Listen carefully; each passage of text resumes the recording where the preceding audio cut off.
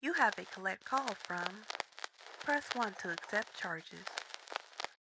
Hey guys, this is the Queen Carter, and you are tuned in to Press One Podcast. And today I have a special guest by the name of Kunta. How you feeling, Kunta? How you doing, Mom? I'm good. So let us know a little bit about yourself. So you from New Orleans? Yes, I am. I'm currently staying in the Ninth Ward area, but I'm definitely homegrown here, Ivoryville Housing Projects. My name is Kunta. I was recently exonerated for a charge that I did not commit. Me and my two co-defendants, Leroy Nelson, Bernell Jaluk, also known as, Sitting Hill. We was accused of a crime that was orchestrated by some of the cops that was currently controlling the city, controlling the narrative of what was going on in the city at the time. What year did this happen? This happened in 1994. Okay. 1994 was right after murder happened with Miss Kim Groves, rest in peace to her and her family. This is a continuing case. Okay, it started like in 1993, where Operation Shadow Shield was set up on all corrupt cops inside the city. You might, if you're familiar with the Bad Apple files, this is a files that they hold on all crooked cops that actually are currently in the state. If they've been convicted or have any disciplinary reports, it would be in the Bad Apple files. These cops are all in there. I'm just elated to be home. Yeah. Indeed. So can you let us know a little bit about your upbringing? Well, Ivoryville Housing Project is basically one of the safest housing projects at the time in the 80s. From the time of my memory kicking in, my childhood was beautiful. You got a two-parent home? Indeed, at one point, till my mom's run into drugs. Okay, when my mom's experienced drugs, that kind of took me off my route. How old were you when that started? At least around 9 years old. Okay. Yeah, so it's kind of like going from the third to the fourth grade. So once she got on drugs after me, knowing the type of moms I had coming up, she was a real strong mother. She's one of the strongest individuals inside my family. In fact, whether male or female, my family is known through my mother. Not the guys in my family, not me, or anybody else in my family. They know my family through my mother. How many siblings do you have? I am my mother's only child. I have a sister, through birth of my father, Valencia. She's from Uptown. Indeed. So how was your life like going through school? School was smooth until the drugs. Yeah. With moms and with me being named Kunta, she kind of had me on the path where I was conscious of what type of environment we was in and all the stigmas that came along with me being black and my name being what it was. Yeah. So with me being conscious of that, I always thought different from the guys that I ran with, not to make myself seem special, but the name actually put me in a position where I had so many stigmas come with the name, from whether you were Caucasian, European, or black. Yeah. Just the name alone caused it a lot of trauma for me. And moms turned it to drugs.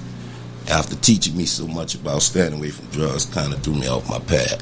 So around I turned 12 years old, I was full-fledged in the street taking care of myself. So do you know why your mom started doing drugs? I think my father kind of played a part in it with their separation. But she also was she was a hustler. Okay. And I think she kind of got caught up into it somewhere in the years around when crack epidemic really hit. And she was one of those that chose to get high off her own supply. Yeah. Yes. So then you said around 12 you started taking care of yourself? Yeah, around 12. Well, I have a real strong family support team, but I didn't want anybody to feel like they could replace my mother. I have several family members that welcome me into their homes and things. She just didn't feel right being without my mom, so I went out on my own. And at that point, the streets really took over me. because I had to fend for myself out there 24/7, 24/7, 24/7. And with me being out there, they only added on to the stigmas that already came with my name. Yeah. Now I'm not going to school. Now I look like the guy that's actually leading kids the wrong way. But they don't understand that I'm not homeless, but I'm displaced at the moment. So now I get the stigma of, you don't go to school, stay away from him. So now I became almost an outcast in the situation in the neighborhood. Okay, the family moved out of the project, but I was into it then, so I definitely wouldn't leave it. So you're selling drugs? Yes, I was. At one point, never too much good of a hustler on that side because of moms. Yeah. So I only had to move when it was time to eat or found some housing.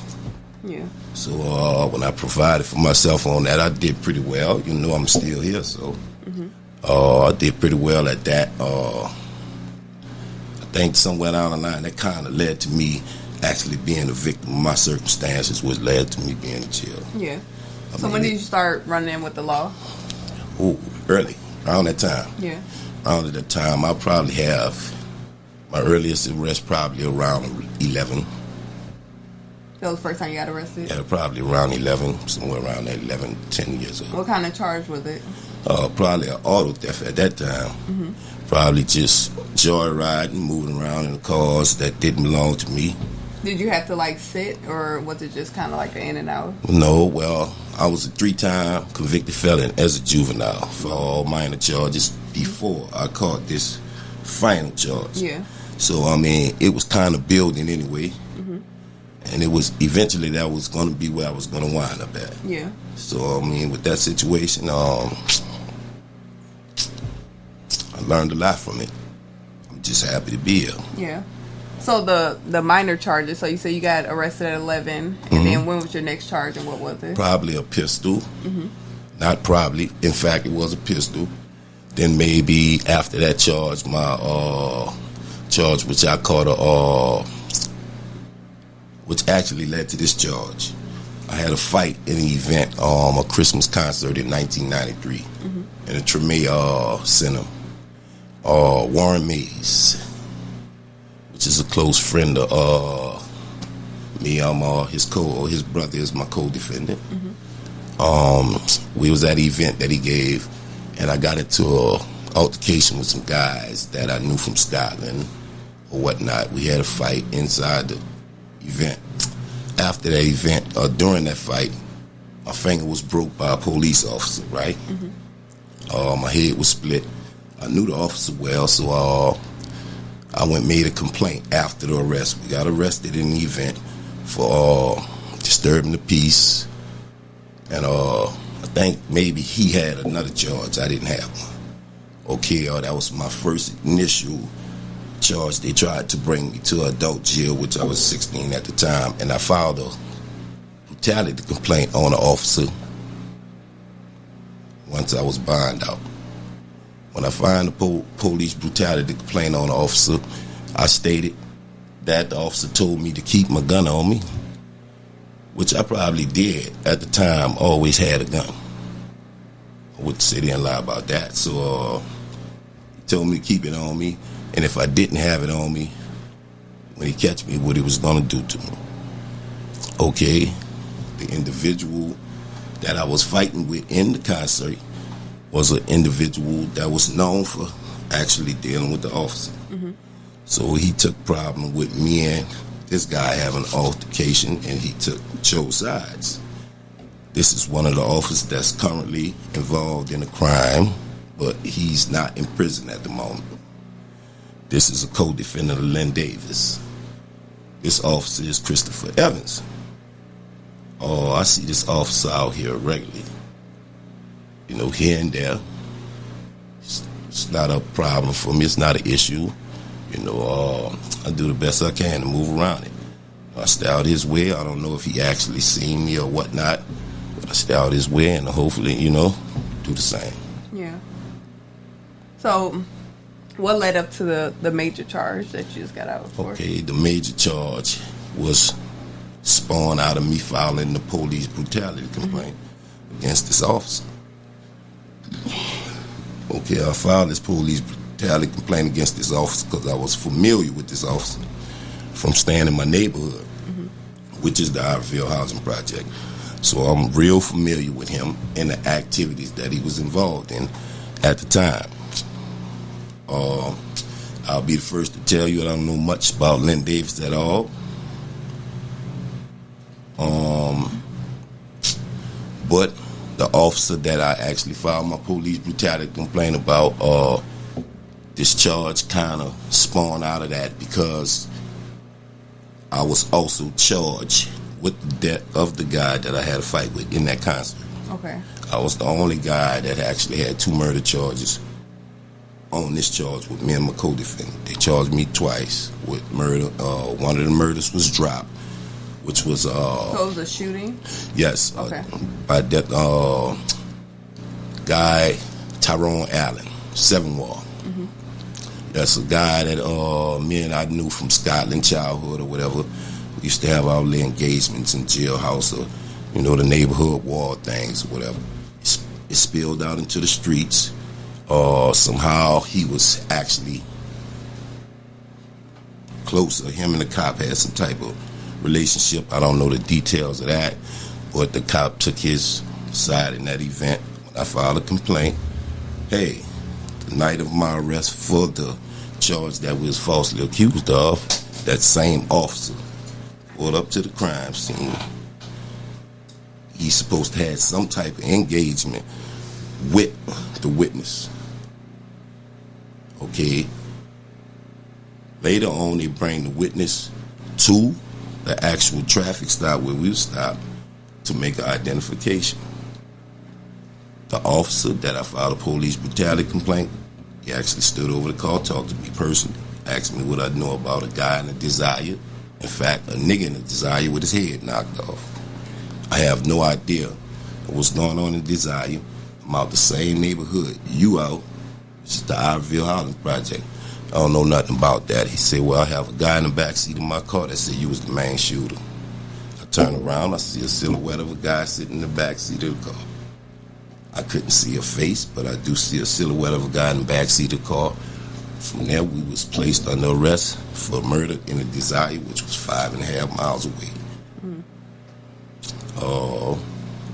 Took us 28 years plus to actually get to the wiretap, or pieces of the wiretap that prove our innocence and said that we couldn't have been the ones to commit the crime. And in fact, more of the wiretap leads to the cops actually orchestrating the setup to put us in jail intentionally to help somebody else get from under the crime.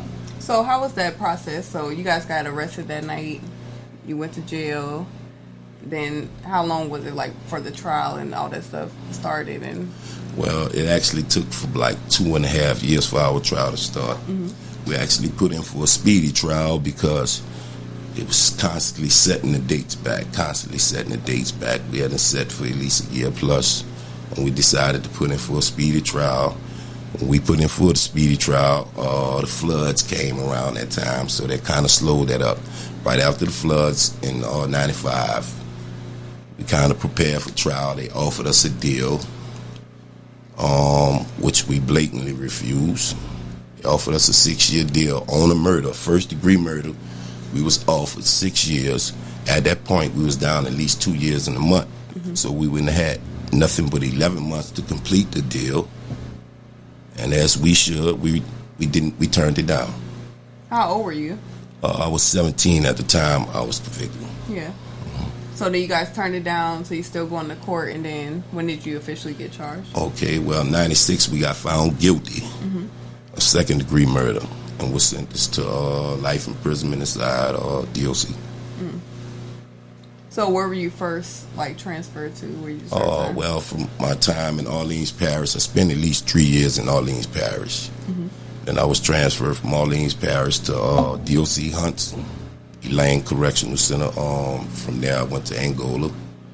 Stayed in Angola for several years, at least 18 years. Shift back to Elaine Hunts, and then shift back to Angola.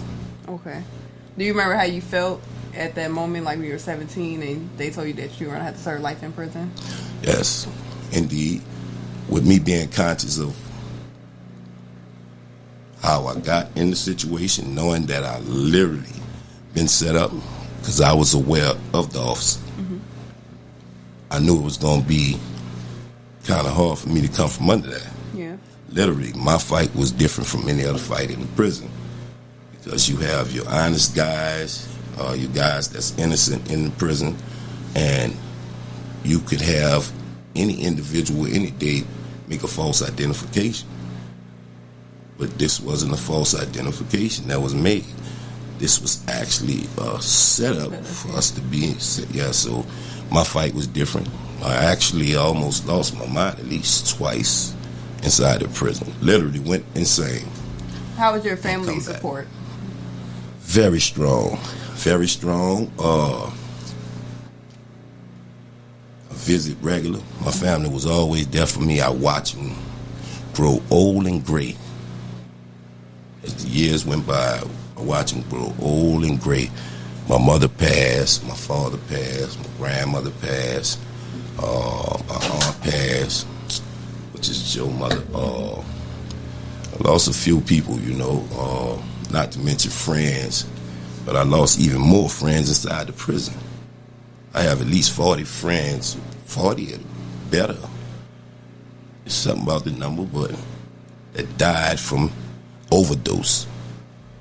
And it's not because of maybe they couldn't handle the drugs, but I actually think guys are getting tired. No, there's no hope inside that prison. Yeah. Angola does not have what you call a rehabilitation program. I won't care how many programs they have set inside the prison. You would have to pull yourself up by your bootstraps and get it done yourself. Yeah. And then it's always a challenge to keep you from getting it done, because they don't want you to leave. If they did want you to leave, the governor wouldn't be coming in saying no parole eligibility, no more good time come August 1st. In the state, we don't even have parole eligibility.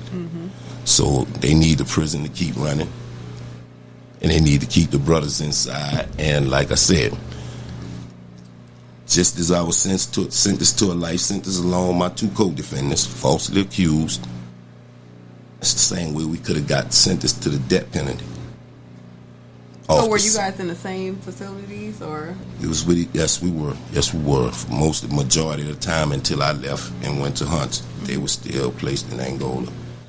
So how do you feel like they held up with the situation, knowing that they're falsely accused, they didn't do anything? Well, I mean, like I said, we all have a civil lawsuit inside court right now. Ben Crump and John Addock is on the case. Ben Crump is representing my co-defendant, Jaluk, and John Addock is representing me and my co-defendant, Sidney Hill, also known as Leroy Nelson. Okay, that being said, I mean, I'm just out here trying to find myself, find my peace. I'm not free in that sense that you would think, oh, he home, he should. No, I just have a few traits I have to get rid of. Or I'm bitter. I am real bitter. So when I walk around and I see that, even with the circumstances and the evidence that come out, and people still could be so blind to what's going on, it just tears me down. So how does, like, what do you feel mentally knowing that, like, you went in at 17, that, like, your whole youth is taken away from you? Yes, well, basically, when you're going that early, I'm going to speak for me. Yeah. It takes a lot out of you. It takes so much out of you that you feel empty. I became numb. I had to train myself to literally be numb in that prison, because I couldn't function by thinking about what's going on outside, knowing that in this prison you have a natural life sentence. Yeah. There's no parole date or good time or anything. So it took a while for me to adjust, and when I did adjust, I was literally all the way into the prison. Did you ever have any struggles with, like, drug use or? Yes, I have. Yes, I have. That was one of my vices that I used, several vices that I used on drugs to help me cope inside the prison, because I always had a phobia with medicine.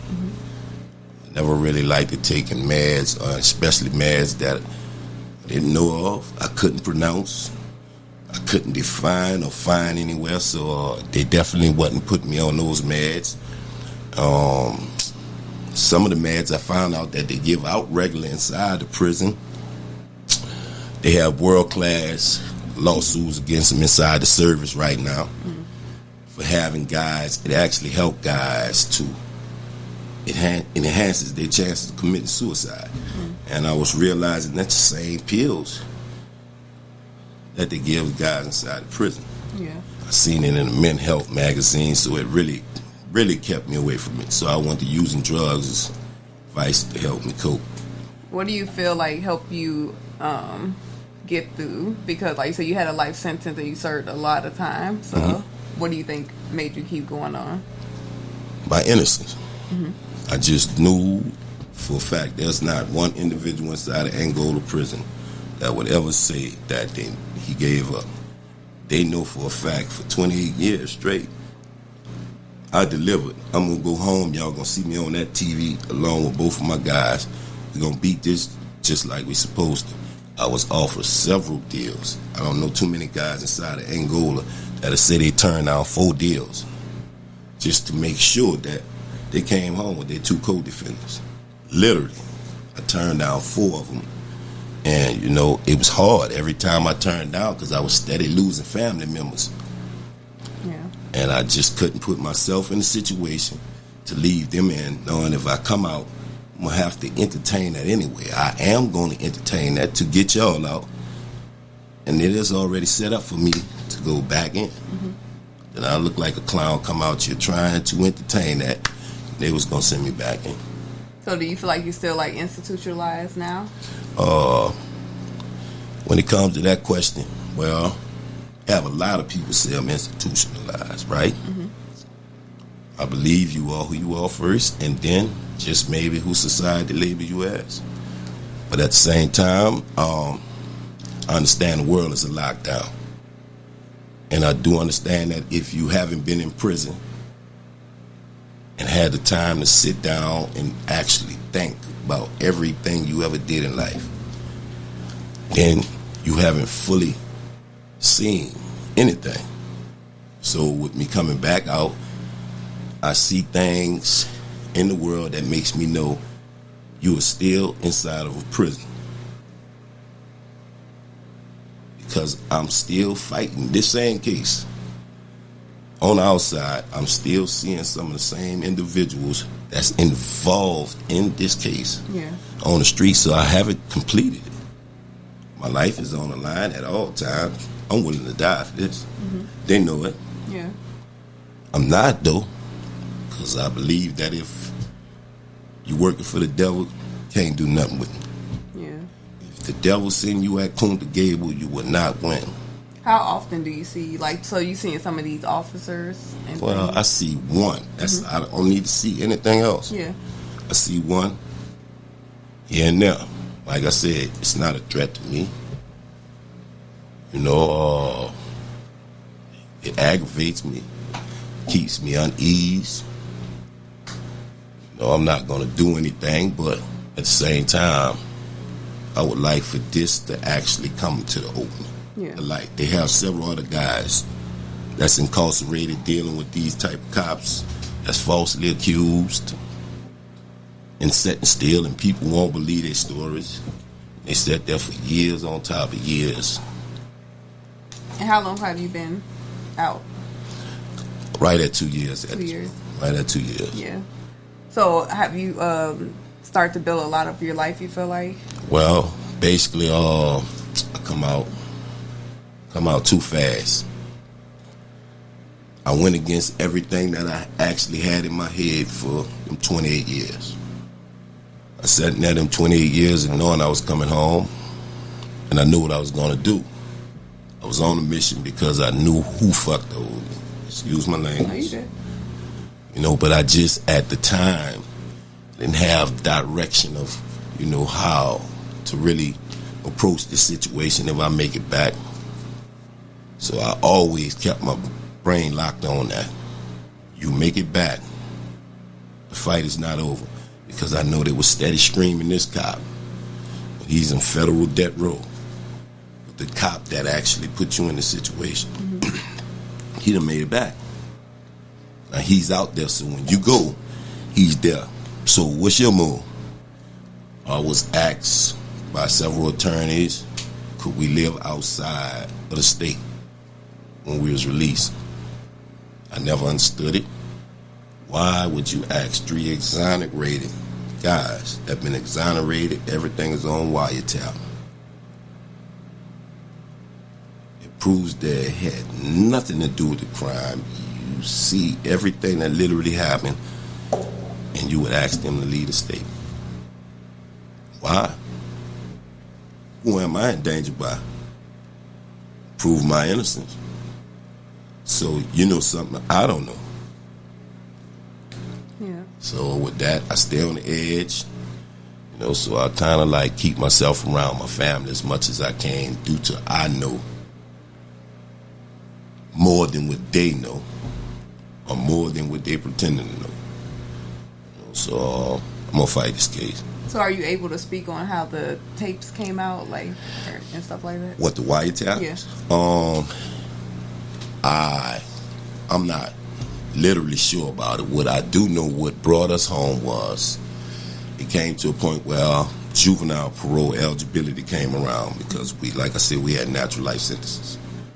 Juvenile parole eligibility came around. Me and my youngest co-defendant, which is sitting here, that gave us an opportunity to go back up and have a chance for parole finally. I gracefully declined to go on a parole board. The guy that was actually Josh Schwartz, I would like to send big ups to Josh Schwartz. I had 4 attorneys during my whole incarceration. Josh Schwartz came along. These was full paid for attorneys. Josh Schwartz came along as a juvenile attorney. I haven't paid this man $1 American to this day. The man got me out of prison in 2.5 years. I had full paid for attorneys that I set up there with for 26 years. None of them would make this case work. And how is it possible that that guy could come along, get on this case, not be paid $1 American, listen to what I'm saying to him, believe in what I'm saying to him? I told him one of the wildest stories he probably ever hear, and I asked him to prove me wrong. I said, if you find anything that I'm saying to you is wrong or false, you can sign off as a lawyer-client, duty fulfilled. You don't have to help me with parole or anything. He said, well, you can go on a parole board and still fight the charge from on the street. I'm not going out that door without my 2 co-defendants. One of my co-defendants, which is Bernell Jalou, he was 18 at the time we was arrested, so he didn't literally fall under the juvenile law at that time. So they kind of passed the laws where 18s could fit in. He's one of the guys, basically responsible for that in law, whether they want to admit it or not, because he was falsely accused. And he was 18 at the time, and he was considered a juvenile but adult, which don't make sense to me. Yeah. So like I said, with that being said, we just hanging in there. Yeah. Yeah, we just hanging in there. So y'all still communicate a lot? Yes, well, they trying to find themselves. Like I said, they came home. I was glad that they was able to come home to their mother. Their father's one of them, father passed. Like I said, my mother and my father was gone. Not that I didn't have family, because my family was there, but I still couldn't accept that I sat there all that time and I had to turn down deals and things to make sure that we all came out together. And I maybe, like, sometimes I think about it all the time, did you sacrifice too big? Because I didn't get to see my moms, so that kind of ain't set too tight with me. But I was happy that my 2 co-defendants was able out and make it out to see their family members, their mother and things of that nature. So I'm still trying to find my peace and stores. Yeah. What do you feel like was one of your darkest days out of those 28 years? My darkest days? Well, I don't say this to be fat mouthing. I don't like to engage in it, this talk, because I know it could backfire on me out in the streets because of how I lived and did every day of my 28 years.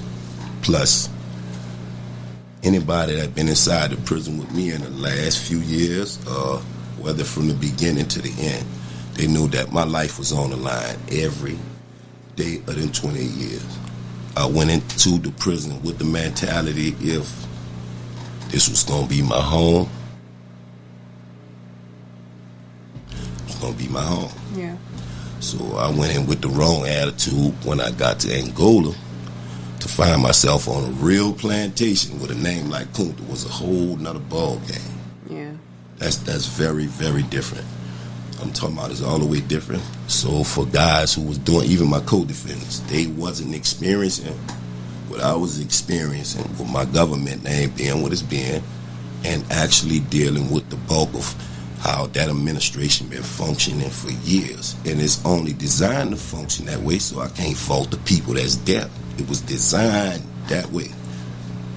And it's real hands-on slavery. I'm talking about, there ain't no such thing as I have to read on my ancestors. I literally touched cotton, picked it, and everything else. Yeah. You know, I literally had to send myself into solitude to avoid being what you feel like a real slave. It's our law down here.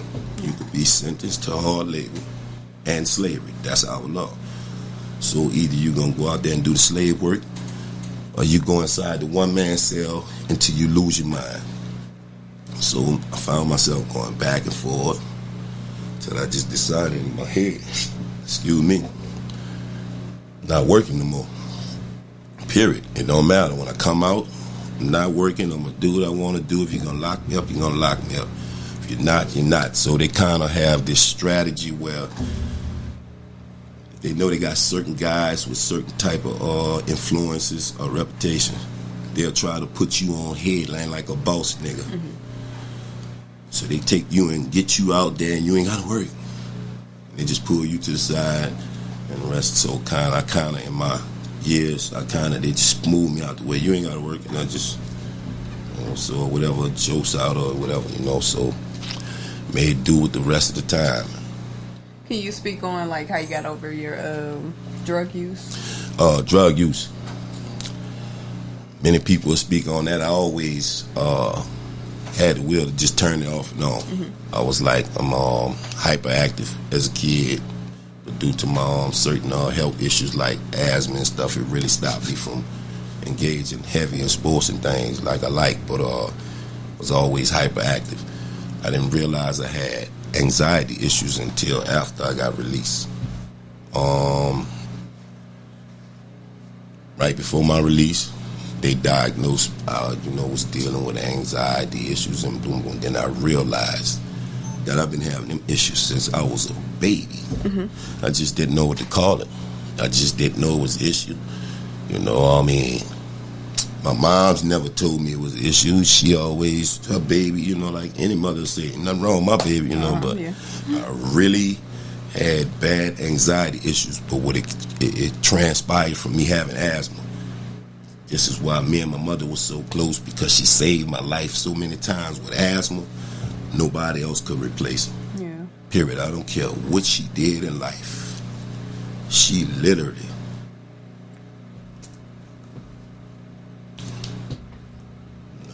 So I couldn't imagine. So that's what kind of took me off my rocker when she turned drugs, to see her go that route. And I know she can't really care for me like she normally do. She got other things. Took it upon myself to go out there, and I made myself a victim. Yeah. I put myself in the streets where the cops could use me up as a scapegoat. Mm-hmm. I never forgive them, though. I never forgive them the money. Ain't nothing. That's the last thing on my mind. They gonna have to repeat their system. They gonna have to make another kill. It's just that simple. I'm going to fight it. I'm going to continue to fight it. Everything they hide, I'm at it. I'm not letting it go away. If it means me causing any type of friction to the case, I would hate to do that, but I'm literally not in it for the money.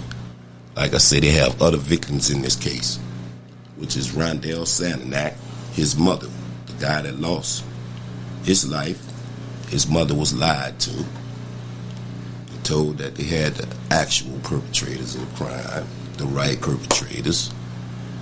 They had a witness that they forced to give all type of statements. Every chance he got, he tried to literally free us and recant what he said. Over and over, he tell this person that when he gets around that strength and that muscle of the cops or the DA, he get around somebody else, and he said, they're making me say this. Too many people done testified to that, spoke on it. He talked to the lawyers and said he tried to let me go during Hurricane Katrina, but a few people stepped in and told him that was no good. They wasn't going to let him do it. Yeah. So in this situation, I don't look at this guy as a snitch or a rat. So if I did, I probably would fuck with him. Literally. I probably would risk my life and go back to prison for that fool setting me down like that. But I don't know too many guys in the street. I placed myself in them shoes several times. I say, well, the police had you, bro. Them killer cops had you. Told you said a guy did that shit. Are you going in? Or they gonna kill you? That was the options. That's the option that man had. Yeah. He literally said in trial that Lynn Davis put him against the wall. Asked him who did it. He told Lynn he ain't know. It's in trial. Lynn told him, if you don't tell me, you going to jail for it. He said that's when he gave him our names. Okay. Now the records clearly exonerate that we couldn't have. We was in the whole traffic stop at the time this actually was taking place. Yeah. We was in the Ironfield housing project and a whole nother altercation. And they made it work. And I'm very unforgiving me. I'm an unforgiving person. A lot of people tell me I gotta let it go. You know, you gotta move on, you got to forgive. Indeed, I agree with all those things. But I'm not trying to let go something that's fucked up. Yeah. You need to fix that, and I can let it go. Somebody need to reach out to that guy's family and let them know that they have the same exact situation. That lady need to be more than compensated for what happened to her son. Yeah. If you can tell us, give us paperwork to show that the cops literally orchestrated the death of her son, why you didn't give it to her? You lied to her and told her, not this administration, but the administration which was Harry Connick, that y'all had the right individuals. I don't see an apology that they ever gave to her. I gave her one in trial, well, I mean when we was released. Every other time I got it, every chance I got on a podcast, I definitely gonna acknowledge that woman. Because I understand what they're doing and it's bigger than me. Samuel Rayford as well, the guy that testified against us, the guy is a victim. And now he got to run around and deal with snitch jackets. And people say, oh, that's the guy that he, you know, that man got son. You know, he got kids and things. And I don't know how he tried to explain it to him. I explained it to one of his sons while I was in prison because one of his kids come through prison while I was in. Mm-hmm. And I explained to him, bro, I don't care what they tell you. Your pops, I don't know about no other situation, but in this situation, your pops was pressured by some killer cops to give the testimony he gave, bro. Let him know I don't hold nothing against him. And I left him with that, you know, and I'm still, you know, trying to reach out to see where he at, to let him know, bro, you know, you don't have to worry about me or my co-defendants, man. We forgive you, definitely. We forgive you. I just ask that you do the right thing. Go to Miss Rising Sananak, And please, bro, let that woman know what she deserved to know. You don't have to do anything for us. Our situation is already in court. I'm not looking for no assistance. All I want to do is make sure that, bro, that woman get her real closure. I want to make sure that you also understand, bro. I forgive you, man. It's bigger than you, bro. It's bigger than you. You actually put us in a situation to expose the whole city. I thank you for that. Okay, so how's the trial or the case currently going right now? Well, that is, right now we're currently trying to get access to the rest of the wiretaps. Like I explained, we're trying to get the news clippings, a police brutality complaint, which I filed in '93. At the time I filed the complaint, the crazy part about that is I didn't know the officer was under federal investigation. So at the time I filed my complaint in '93, they already had these guys under Operation Shadow Shield, and they was trying to knock off all crooked cops. He was one of the cops that was under the scope, and I made my complaint. I think that's when I really went too far. That's what led to it coming back on me, and my two co-defendants. So can you give people a little more insight about like what your current like day-to-day life is? Like, are you currently working or? Okay, mentally, the prison did something to me that wouldn't allow me to come out here at the moment and just work for somebody. It's a mental thing. Yeah. It's not everybody that come out of prison. I have to constantly find myself in a place where I'm at peace. So, situation, maybe I'm around somebody and I get agitated, my anxiety just go to shoot through the roof. I need to move out, so I think that'd kind of be bad for me to be working somewhere, because I would definitely be clocking out quick before I wind into something, so I'm not really able to work for someone per se. So did you like file for like disability or how are you No, looking like? well, I'm at the moment on the financial side, I'm straight. It's not an issue on the financial or the resident side. It's just about me just finding my placement. Right now, what I'm dealing with is a group of guys and some citizens. These group of guys are guys that were formerly incarcerated with me. We are out here trying to show the value in convicts. Yeah. So we had this thing called Con Care, where group of cons and a few citizens that understood what we was doing and what our plight was came together and decided to start our little movement where we trying to enrich the kids. I'm going to be advocating for juveniles because I did go inside as a juvenile. I'm currently waiting to go inside of the juvenile facilities along with a friend that's actually going to bring me in. He want me to speak to the kids because I've been in there a few times. So I feel like you need to trap them before they make it back out.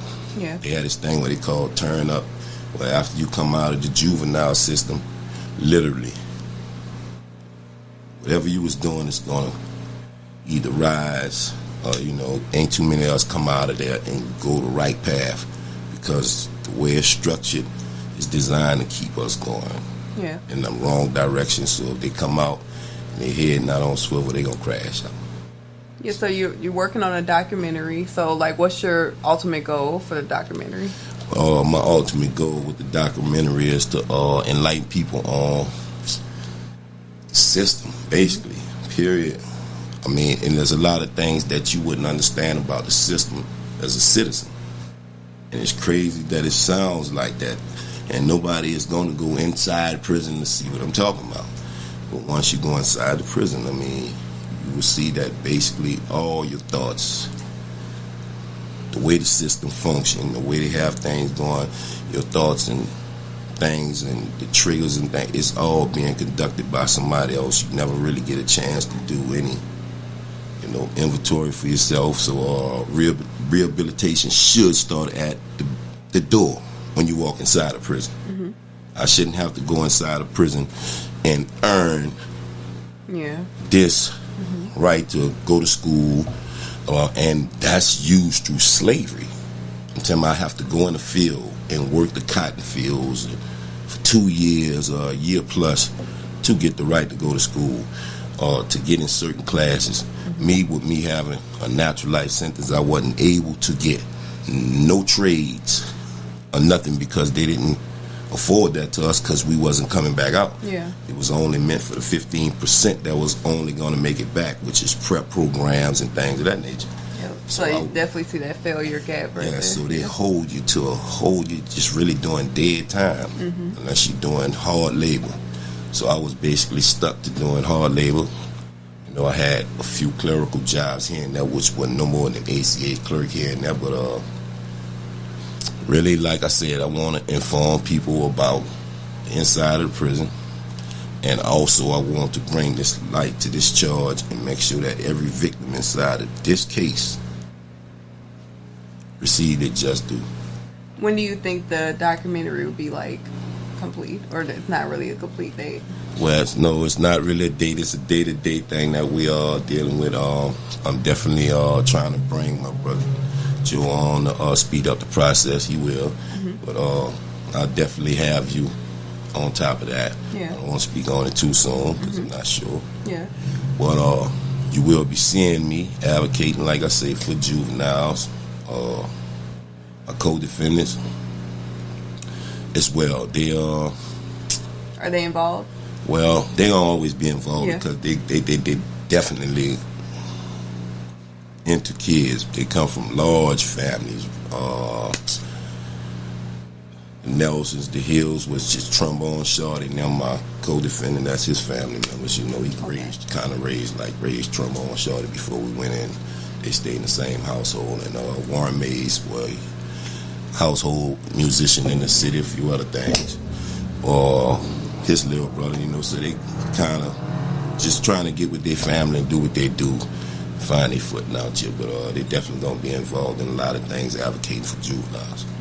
So with rebuilding your life, are you looking into building a family or getting married? Well, I have a situation. I'm glad you asked me that because she probably would have never forgave me for not bringing her up, you know, because too much. I don't really like to mention my lady because of the situation that I have.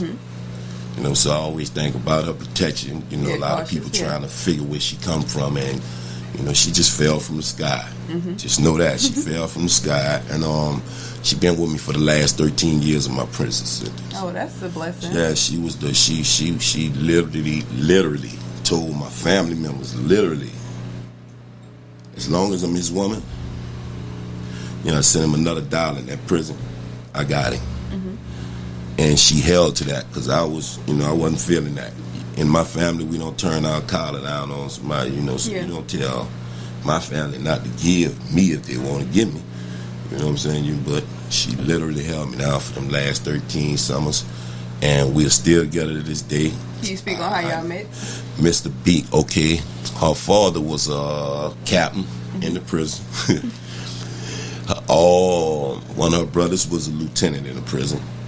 And she had a few aunts work in prison, you know, family. It's a family thing. The town that she come from, which is Woodville, Mississippi, you know, most of our prison is conducted and controlled by people that come from that area. Another thing that's real heavy that they violate the state with, where, sorry for those in Mississippi if I'm messing with your jobs, but they give the jobs to people cross state line. When you got so many people in this state that need jobs, and you got I probably can't name 10 people from Louisiana that work and ain't go to prison. And it don't add up. It don't add up. Everybody come from across the state line, so they already know the structure of how their mentality is and how they gonna engage or whatever. So we met through a visit. Somebody introduced her to me and asked me to come out for my birthday. A good friend of mine asked me to come along on a special visit with him. He knew that it'd been a while since I was dealing with any type of females or women per se. once me and my daughter's mother had separated, I was like kind of through with it, not with women, but just knowing that you got a life sentence, bro. What you're wasting your time. You done know how to do time. You done previously been locked up all your juvenile years. Most of them years you was locked up.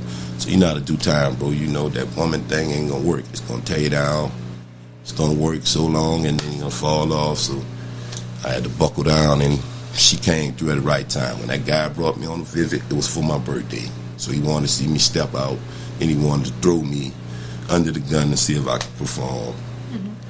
And threw a silly challenge to show him that, I still could, and we never separated.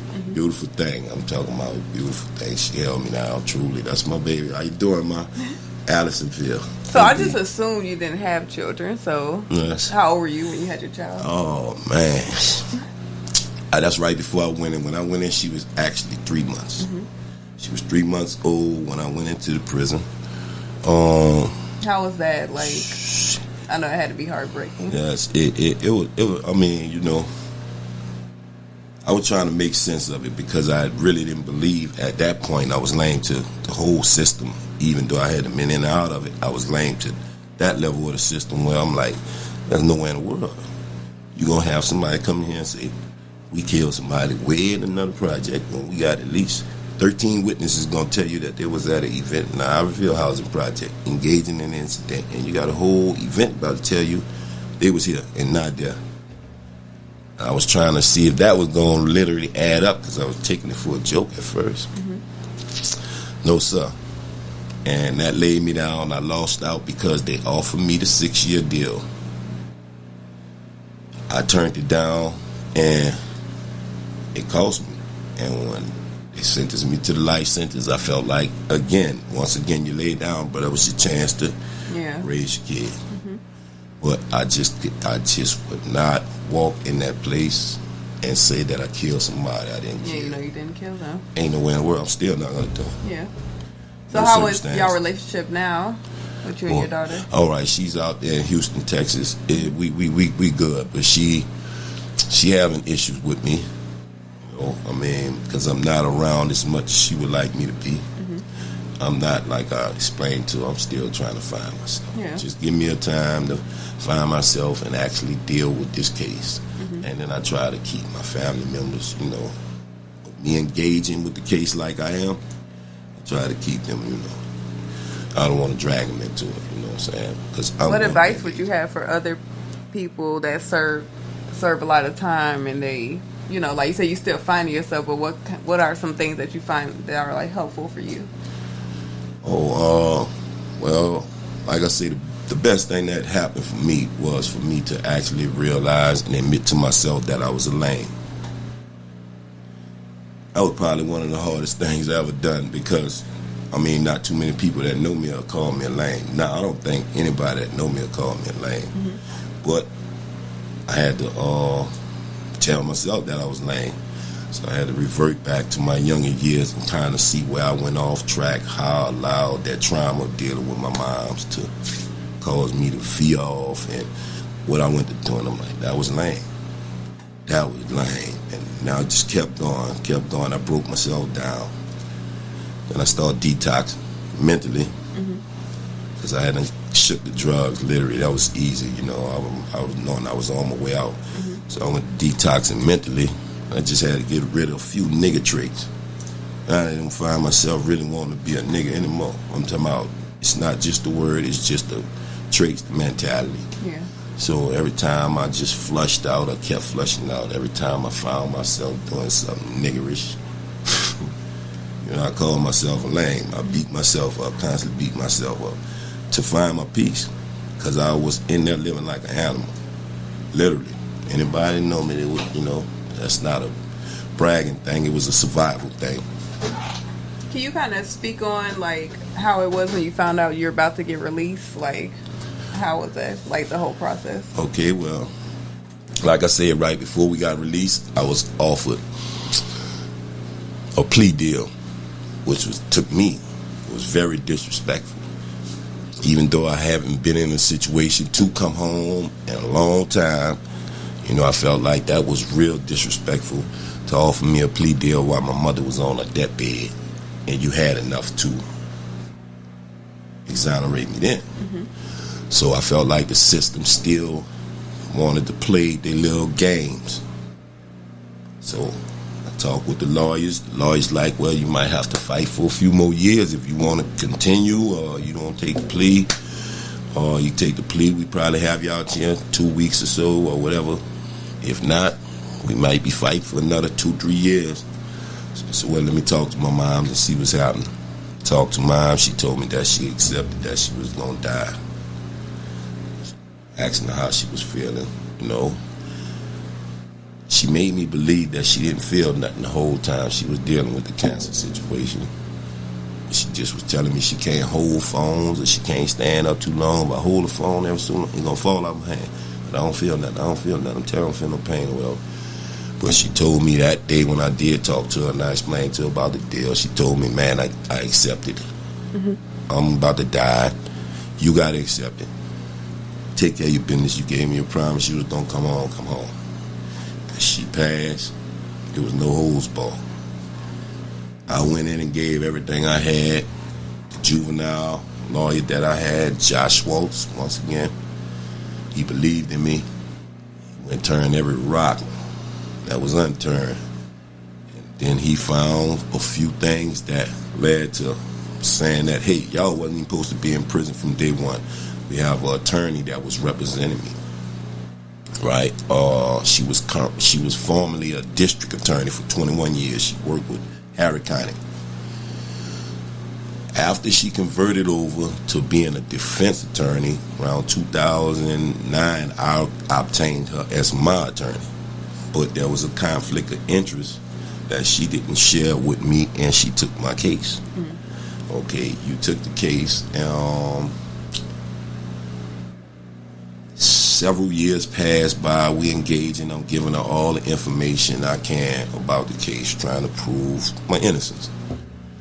Okay, she refused to file anything in court in my behalf. I couldn't make sense of why you never filed nothing in court. 7.5 years passed. Okay, the juvenile parole eligibility come around. They give us a lawyer that's specifically trained for juveniles. She see my name on the docket master. I see your name on the docket master. Do you want me to handle it? It's dealing with the juvenile thing. You got your GED? I said, no. Don't worry about it. I said, you just stay on the case. I'm allowed the juvenile attorney to handle the juvenile situation because they're experts at it. In true, he is one. He finds out that she not supposed to have my case. Do you know the attorney that you have is not supposed to even have your case? Yeah.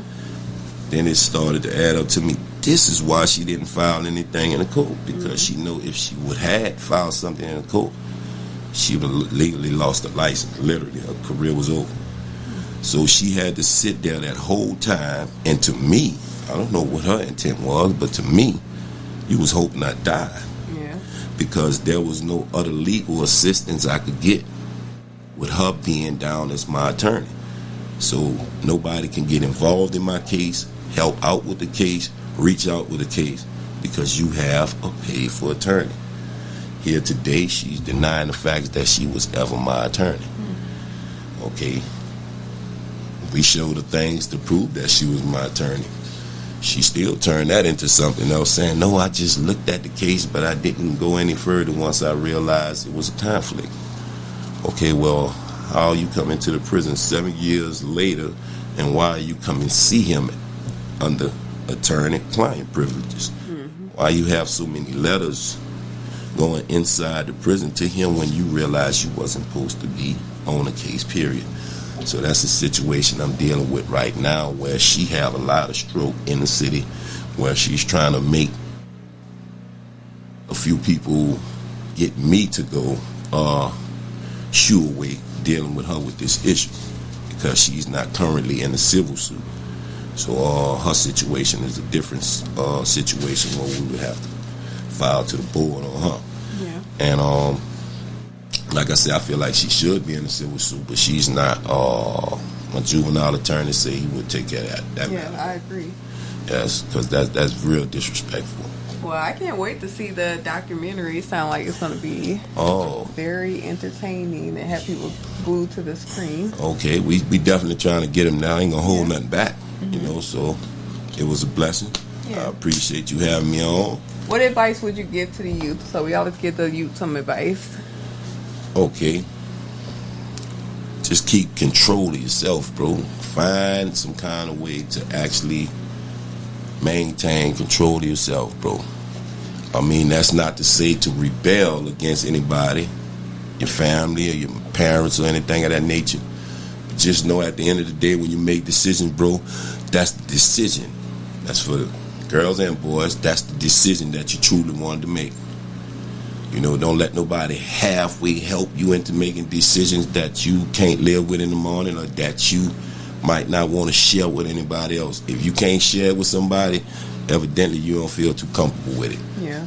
So kind of stay mindful, to have control of yourself, man, in all situations. Yeah.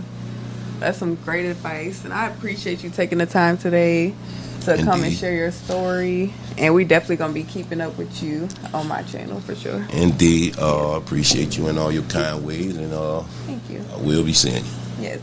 Have a blessed one. Thank you.